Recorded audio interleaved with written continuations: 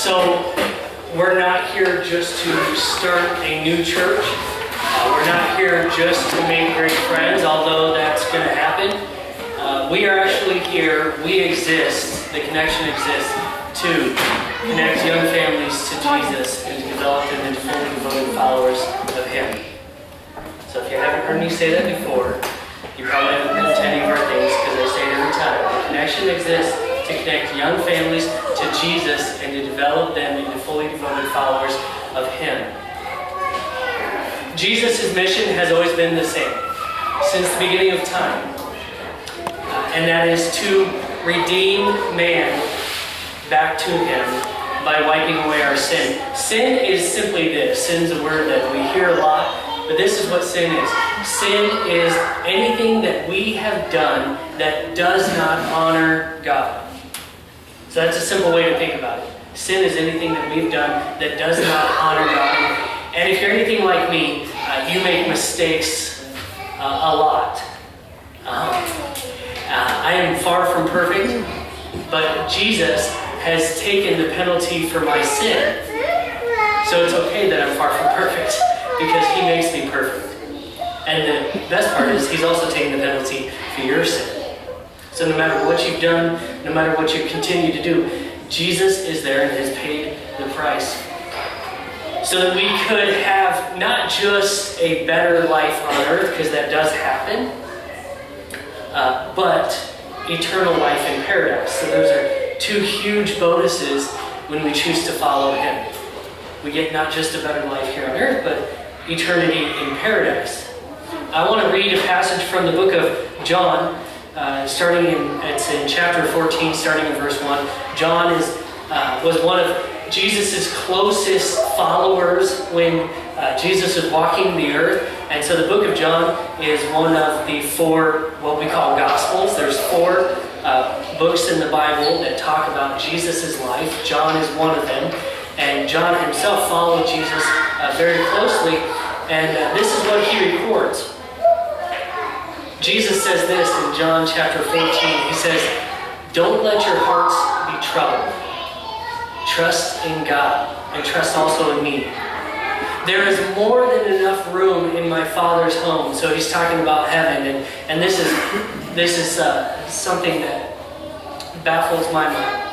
There's more than enough room in there for anybody and everybody. Okay, and I think he's not just talking about space-wise. Okay, but see what we do, what has happened is that people who have chosen a certain life, people that have made bad decisions in their life, people that maybe don't look like they fit into a church, what happens is they start to feel like, well, there might be room in God's family for everybody else, but I really don't fit in with them. So there's not really room for me.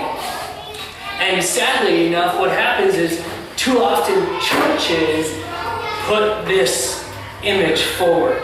They don't say it, but they act this way a lot. Because if you don't look like us, if you don't act like us, then you don't really fit in. And so that's one of the big reasons that we're doing this, is to have a church where anybody and everybody is accepted. Whether you look like me or not, you're accepted. And so he continues on, he says, there's more than enough room in my Father's home. If this were not so, would I have told you that I'm going to prepare a place for you? So Jesus is there preparing this place for us. And he says, when everything is ready, I will come and get you, so that you will always be with me where I am. And so for all eternity, we get to spend eternity in this paradise that Jesus is preparing for us. Okay, so part of having a church that's geared for young families, it's okay that kids are making noise. I'm cool with it. If you're not cool with it, it might not be a place for you. So anyway, young kids making noise is okay. Don't worry. I'm alright. So anyway, he's there, he's preparing this place for us to spend eternity with him. And he says, and you know the way to where I'm going. So he's going to somewhere far off, and he's preparing this place, this paradise for us to live in. And he says, he turns to his followers and he says, you know the way to where I'm going. They say, no we don't. Thomas specifically, he says, no we don't, Lord. We have no idea where you are going. We don't even know where you're going. How would we know how to get there? How would we know the way if we don't even know where you're going? And this is when Jesus says, listen to this very closely. Jesus told him, I am the way, the truth, and the life. No one can come to the Father except through me. Okay, there's a lot of false beliefs out in our culture. And one of the biggest one is if I live a good life, if I make good choices, right? If my good outweighs my bad, then God would, obviously I'm going to get to go to heaven, right? But Jesus says right here, it's not about how good you are. It's about who you know. It's not about living a great life. It's about who you know. Jesus says He is the way. Okay, so having a relationship with Jesus is the only way to get to spend eternity in paradise. This is what we are all about. We're all about Jesus. It's not about listening to the right teacher. It's not about singing the right songs. It's not about going to the right church. It's all about knowing Jesus. And so we want to make Him known. So here's the cool thing. We've come tonight. We have a building now. Some of you are thinking, oh great, we have a building. Some of you are like, yeah, we have a building. So we have a building now. I'm in the yeah part. I love this. This is awesome. We have a building now, but we are not about our building. We are all about Jesus. Our building is a tool, okay? This is a tool that lets us reach people more effectively. Let me share this story and you'll understand why having a location is going to help us serve people more effectively. So we got to go on a little family vacation down to Kansas City this last week. Took a few days, went down there. We stayed one night at Great Wolf Lodge. How many of you guys have ever been to Great Wolf Lodge? Oh my goodness. If you haven't, do it, but just do it for one night, because that's all you need. You get the water park for a full day and a half if you just spend one night there. No sense paying more money to them, because it's kind of expensive. But Great Wolf Lodge, it's a huge indoor water park. I think like 25,000 square feet. It's huge.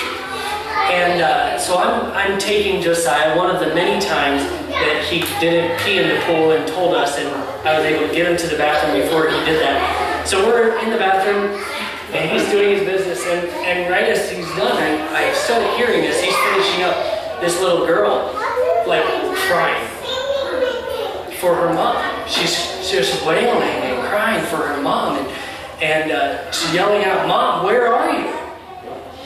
But I can tell she's in the boys' bathroom. And so I walk out with Josiah, and sure enough, I catch this girl, and she's like 2.5, she's a tiny little thing. And she is terrified, tears running down her face, and she doesn't know where to go. And I just looked at her and said, "Let's do this." I said, right now you're in the boys' bathroom, and you're looking for your mom, right? She said, "Yeah." I said, "Well, let's go and look in the girls' bathroom, because chances are she's not in the boys' bathroom." So I did not go in the girls' bathroom. Actually, I just took her to the girls' bathroom. And at that point, her mom had probably realized that, hey, my daughter's not with me. She had come back to the door. And oh my goodness, the look on this girl's face. She was like, she went from terrified to like ecstatic. Like I had finally found what I was looking for. I knew what it was. I just didn't know where it was. Okay? So one of the great things about having a location is just somewhere to point people. We encounter people all the time, every day, our coworkers, our friends, our neighbors, that they're looking for something, and oftentimes they just don't know where to start looking. Okay, you've seen the CarMax commercial, and the people are like, I just don't know where to start looking for a car, and the start line takes them to CarMax so they can start there. So they just don't know where to start looking. And so when you have friends that are going through rough times and they're struggling with something, maybe they're wondering about where their life is going, you can say, hey, come check us out at The Connection. 108 South Chestnut, right behind the post office. It's really easy to find. We're going to have signage right up there on the street, on Sharp Street, really busy street. It'll be super easy for people to find. And it's just a reference point to point them to. Check us out Sunday morning, right there. And you're going to hear some words that are going to help you find what you're looking for. So the building is not what we're about, but the building is a tool that makes it easier for us to be effective at reaching people. It's somewhere where we can point people to. Another great place, another great reason to have this is just a place to host our gatherings, our hangout times. Part of the connection is we want to help build authentic relationship, not just between other believers. We call that community, when we have community with other believers, but we want to help build positive relationships with non-believers, with people that are maybe right now far from God. And so a place where we can have Monday Night Football, a place where moms can come hang out with their kids on a hot summer day or a cold winter day. Just a place that's going to help foster relationships. And so that's what this is going to be as well. So right now what I want to do, we're going to pray over this location, kind of christen it. We want to start off on the right foot. No matter what happens, even if we don't have running water, we're going to start off on the right foot as far as spiritually goes. So why don't you bow your heads and pray with me?